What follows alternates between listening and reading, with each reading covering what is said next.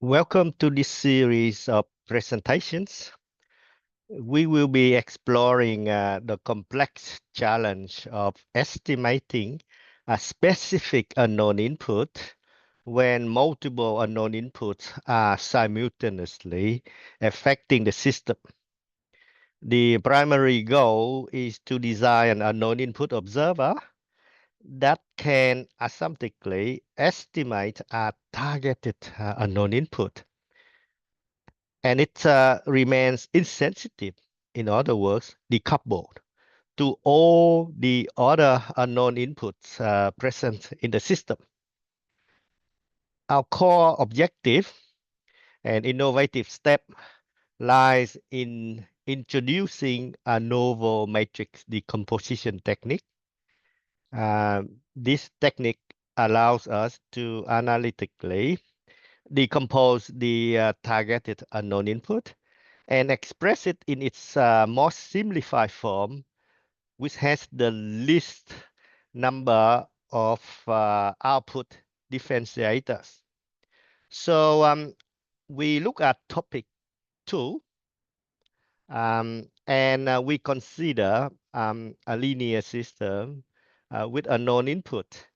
Now, what happened here is the unknown input is now a vector. So we have multiple unknown inputs, and it has Q unknown inputs, where Q is bigger than 1. And the matrix D is a full column, a full rank matrix. So it's full rank, and rank of its Q. As normal, the stack vector of dimension n, and the output measurement vector is of dimension p. Interestingly, p can be less than q, as you will see later on. So our objective, to reinforce it, is to design an asymptotic unknown input observer with the least number of first derivatives of the available output measurements. And we use a minimal order functional observer to achieve this task.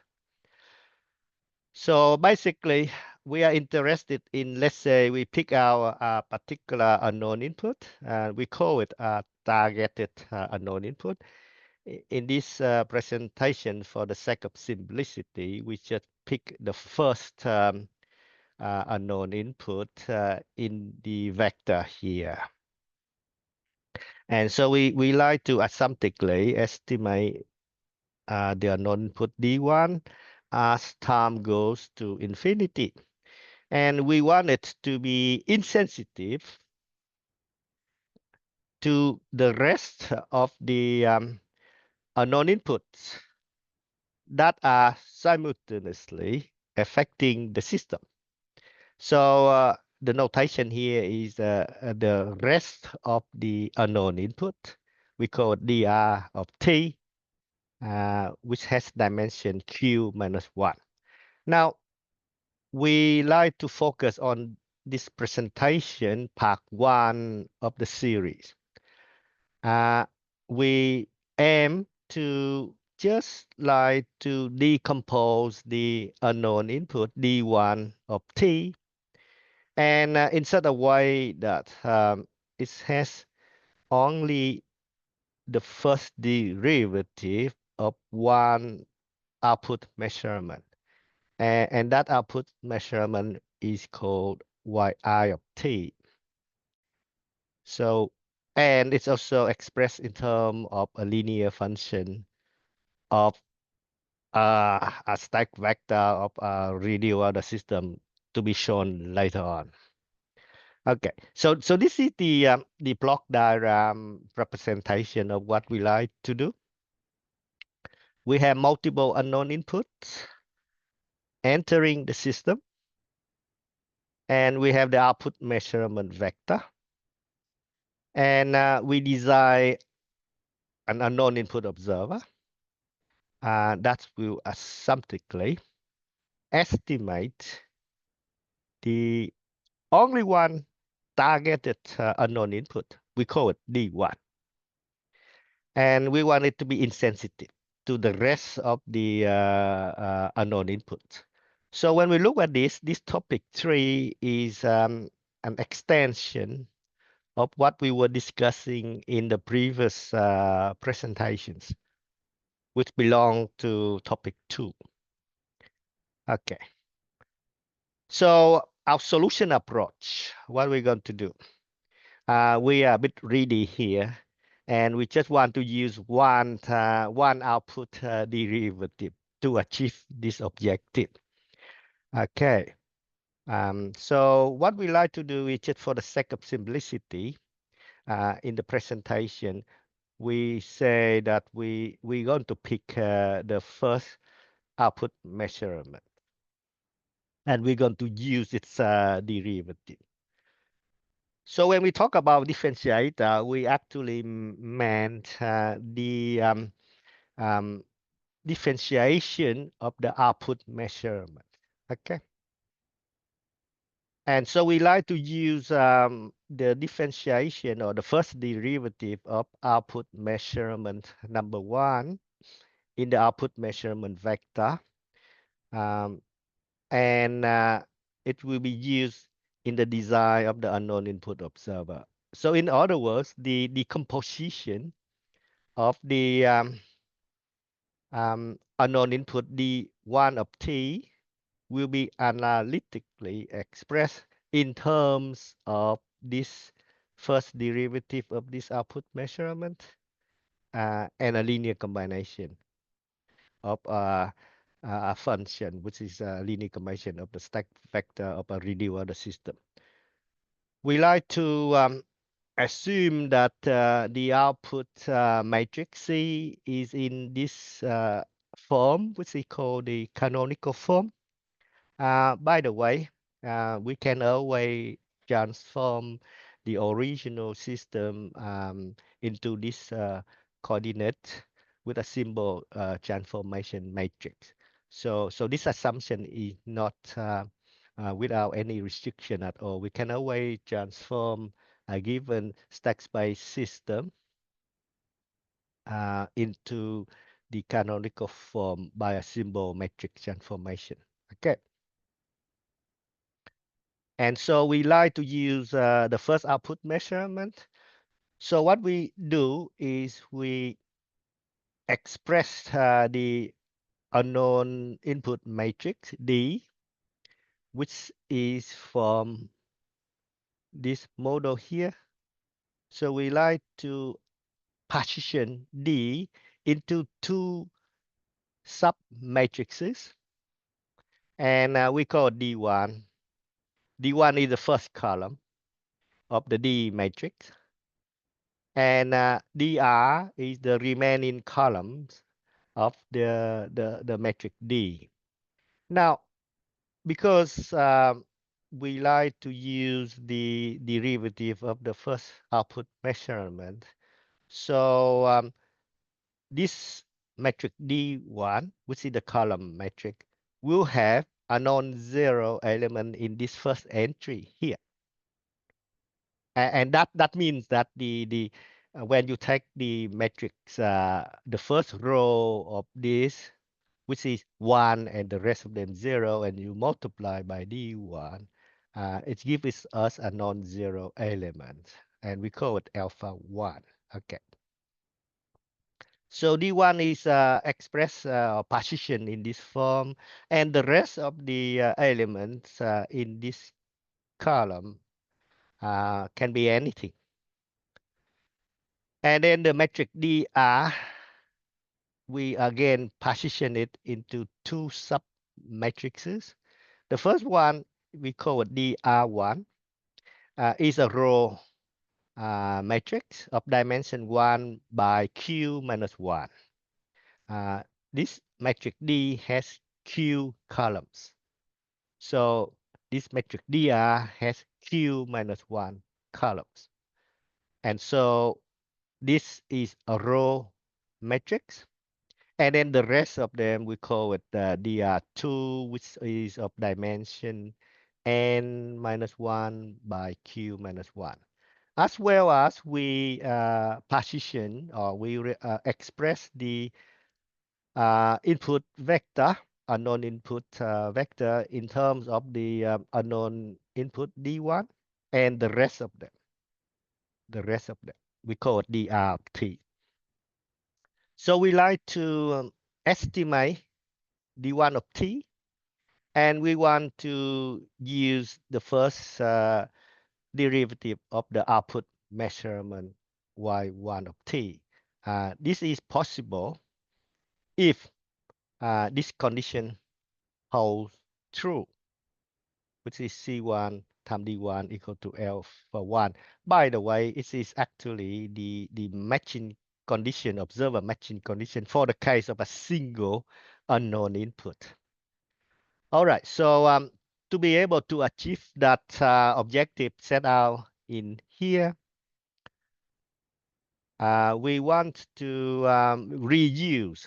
We say, okay, let's reuse the matrix T and V as we discussed in the previous topic, which is chapter 2 in our book. And that is, we're going to retain, or in other words, we take the first column of matrix D, and that was what we did in the previous topic, where it was only one column. So let's say we pick define the invertible matrix V to be of this form, which is what it was in topic 2. And the way we pick the P matrix is of this particular form. Now, when we have this structure, of course, we can easily obtain the inverse of V, which is split into partition into V1 and V2, and we would get V1 in this specific form, which shows that the only non-zero element in here, and it will give us the first derivative of the output measurement number 1. And we also pick the transformation matrix T to be exactly the same like in topic 2, where E, matrix E, is a orthogonal null space of this row matrix. Now, because V1 and C is of this specific structure, where C is just a canonical form, so with the selection of matrix E in this form, we can always guarantee that this condition holds. All right, so all good so far. We say that let's reuse the matrix T and V in topic 2. Now, if we do that, if we do that, then when we take the inverse of matrix T, we can easily obtain it. So we got T is in this form, and a simple analytical expression for the inverse of the matrix T is in this form. So what we're going to do, we say, okay, let's multiply that by D. Now this is because when we introduce the stack transformation and when we transform it into the new coordinates, we see x bar of t, we need to multiply t inverse um, with the matrix D. Now if we do that, it's a simple substitution, a very simple substitution. The good thing about the bit here is it was from topic 2. We got this specific form. However, when we take the inverse of t and we multiply by dr, and dr is in this particular form, partition it like that. So we're going to get this expression in here. Now, when we look at that matrix highlight in there, and when we zoom in into this particular bit here, we see that we need to impose some conditions onto it. And the condition here is if the metric or the row matrix DR1 is non-zero. So in order, is zero, sorry, is zero. If this one is zero, then we have T inverse of D gives us a row matrix which is zero in here. So that tells us that if this condition holds, then we can completely express the unknown input D1 of T. It completely decoupled from the rest of the unknown inputs. Okay, so that's the key observation in there. If we want to reuse the same matrices as in our previous topic, that's it, because we just want to use one output differentiator. And that output differentiator comes from the first output measurement. Then we need to impose this condition. We need to impose this condition. What does this condition physically mean to us? Which basically, it tells us that the first output measurement is not reachable from the rest of the unknown inputs. So when we take the first row of the matrix C, which is the C1, which corresponds to this output measurement, and when we multiply it with the submatrix DR, then it's zero. All right, so the thing that we need to pay for achieving the decomposition is that this has to be zero. And by the way, it can be easily verified, because when we got the metric D, and when metric C is in that canonical form, all we do is just check that. And if that is zero, then we will be able to obtain this equation in here.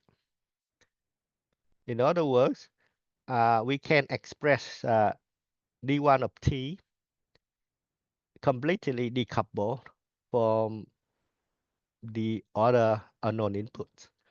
All right, so if we then say, let's carry on with the analysis, and let's apply this stack transformation into the original system. So in other words, we're going to do the inverse of T, and we multiply by A, and then we substitute X of T by Tx bar of T. We have this equation, straightforward one. And we call the metric A bar, just like in the previous topic. We partition the metric A bar into 4 sub-matrices. We call A bar 1, 1, and so on, and they have appropriate dimension. And then remember that we can also partition the vector x bar of t into x bar 1 of t, which has a dimension of n minus 1.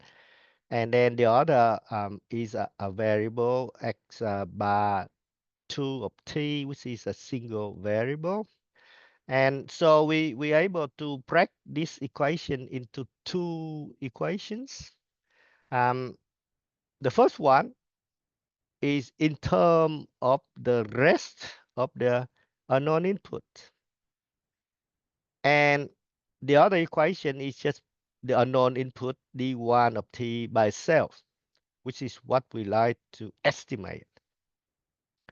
And so with the rest of the transformation, we got the output matrix, and x of t is t x bar of t, and t is this matrix here, and then after some substitution in, we have this equation.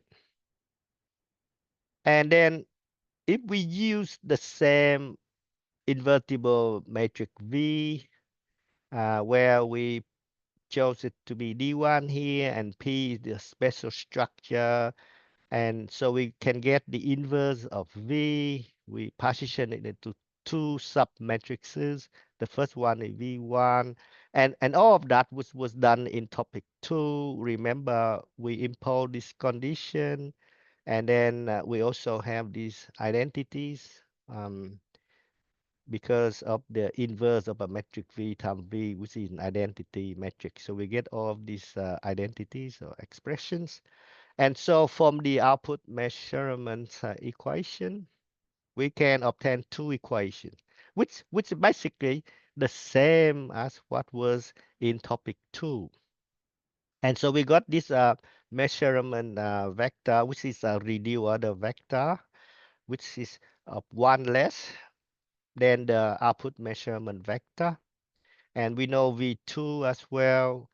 And this turned out to be, this one is in fact an identity, a canonical structure as well.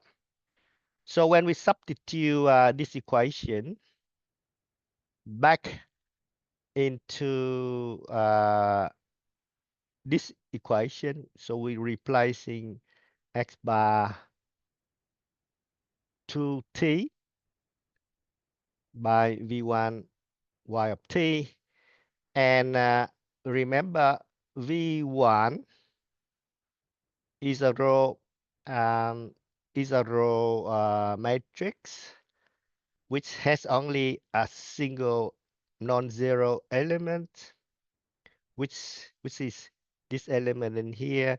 So that expression there can then be simplified out to just containing just a single output measurement, which is y1 of t.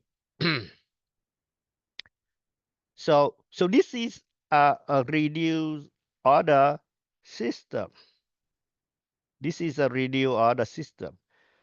Now, bear in mind that it's no longer a disturbance-free reduced order system, just like in the previous session, topic 2.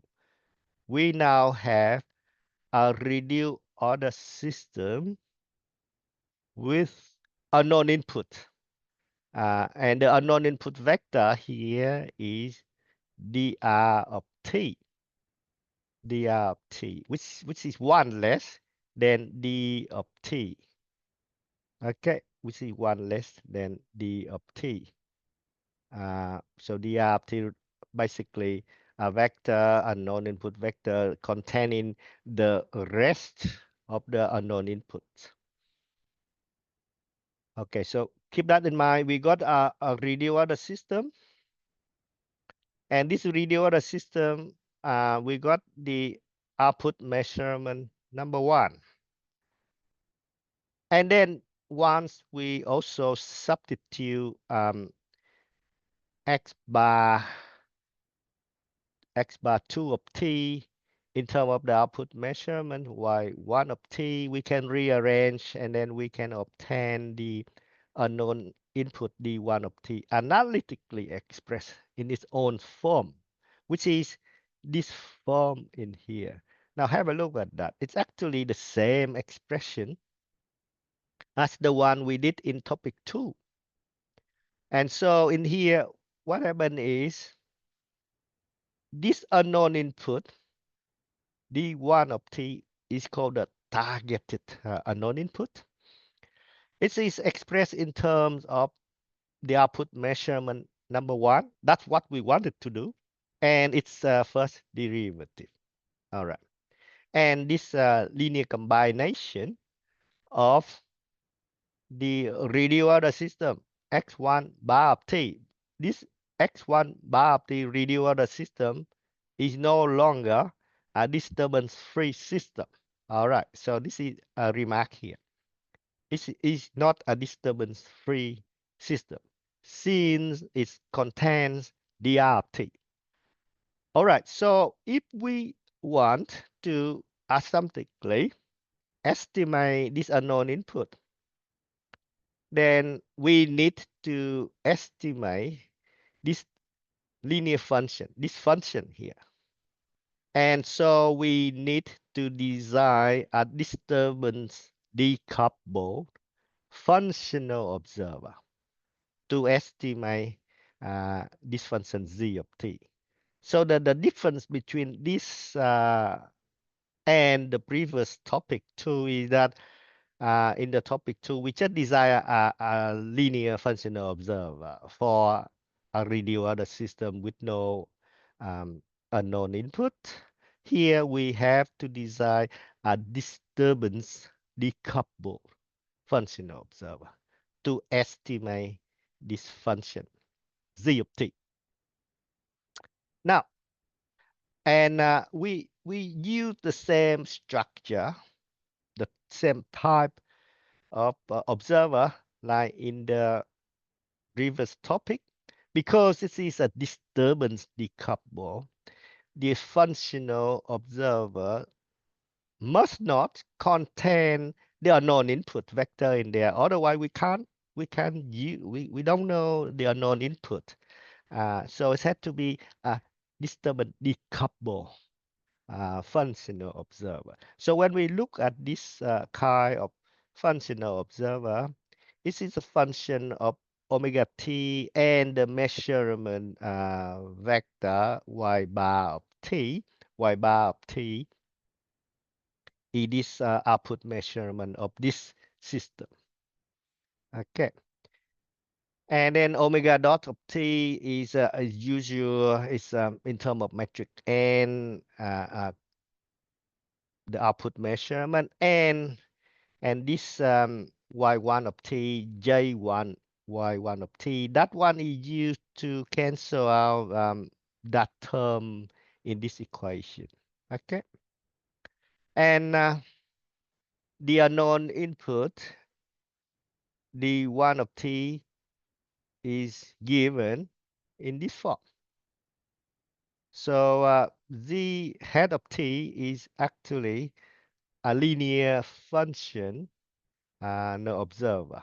That's asymptotically estimate z of t. And this is the reduced order system with unknown input.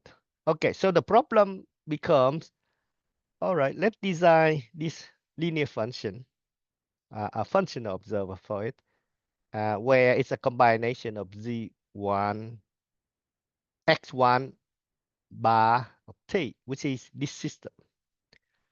All right, so when we look at that problem, there are many methods available, by the way.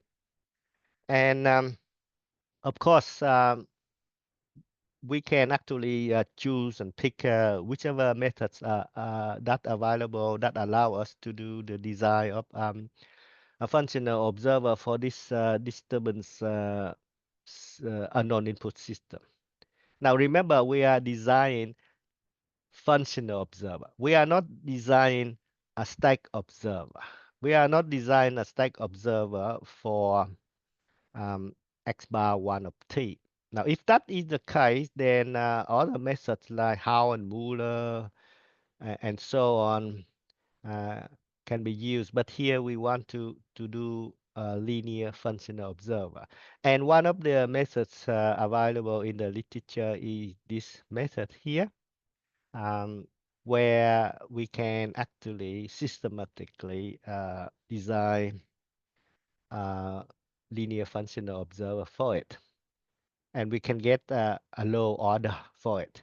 Now, it's actually a fairly straightforward way of doing it. Have a look at the equations highlighted in here. They actually came from topic 2. That was for the case where we don't have a known input in the real order system. Now, if we do have it, we have an extra condition. There you go. This extra condition is basically the metric L multiplied by dr of dr2 has to be 0. In other words, there's an orthogonal null space. L is in orthogonal null space of dr2. But in any case, we have three equations that we need to solve for. Okay. And so we need to solve for the stable metric n with the lowest dimension. We need to solve for the metric L. We need to solve for metric G, K, and M. So we can refer to this reference in the literature. Okay. So you can refer to that, and there's a systematic way for solving all of those unknown matrices. So far it's all good. As we can see, if we like to estimate a targeted unknown input, let's say at D1 of T, and if we like to decompose the unknown input in terms of the first derivative of the first output measurement, then all we need to do is we need to make sure that the matrix matching condition regarding the first output measurement and the first column of the unknown input matrix gives us an element here which is non-zero. And then we need to impose the structure on matrix DR. The first row of matrix DR has to be 0. If that condition holds true, then the decomposition is straightforward. We can use the same matrix T and V, where we use the first column of matrix D, and matrix T use the first column of matrix D. And then we will be able to obtain a reduced order system with a known input. And we can express the unknown input D1 in its most simplified form, which has the least number of output differentiator. In other words, it has only one output differentiator, and that happened to be the output number 1. That's what we select it to be. Okay.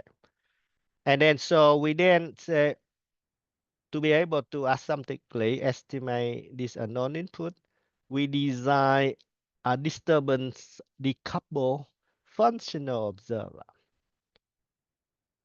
to estimate this function of this system. And we say that's not a problem because this is a problem which had already been considered in the literature. And so to do that, we just have one more extra condition into the system, into this decoupled matrix equation. And so we can then go ahead and then obtain a linear functional observer for it. So the point of difference between our approach and those in the literature is as follows. So when we look at what we propose to do is that we design a linear functional observer.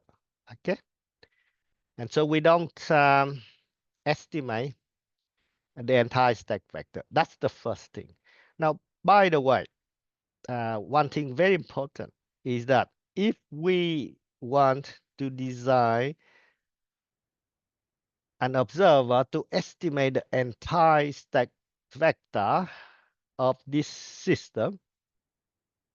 Then, according to Howe and Muller and the rest of the literature, if we want to asymptotically estimating x1 bar of t, then we need to have the observer matching condition holds true. In other words, you need to have C1 tilde or C tilde 1 times dr2, which the rank of it had to be the same as the rank of this matrix.